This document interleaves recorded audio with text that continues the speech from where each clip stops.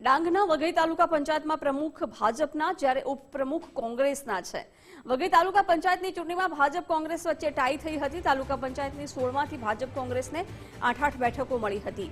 બંને પક્ષો વચ્ચે ટાઈ પડતા ચિઠ્ઠી ઉછાળીને આખરી નિર્ણય લેવામાં આવ્યો। નિયમ મુજબ નાનકડી બાળકી પાસે ચિઠ્ઠી ઉપાડવામાં આવી હતી। ચિઠ્ઠીમાં ભાજપના ફાળે તાલુકા પંચાયતનું પ્રમુખ પદ ગયું છે। વઘઈ તાલુકા પંચાયતના પ્રમુખ તરીકે શકુંતલાબેન પાડવીની વરણી થઈ છે। તાલુકા પંચાયતના ઉપપ્રમુખ તરીકે કોંગ્રેસના ઈદસરબેન મહિલા બન્યા છે ઉપપ્રમુખ, જ્યારે નાયબ જિલ્લા વિકાસ અધિકારીની હાજરીમાં આખી ચૂંટણી પ્રક્રિયા થઈ હતી।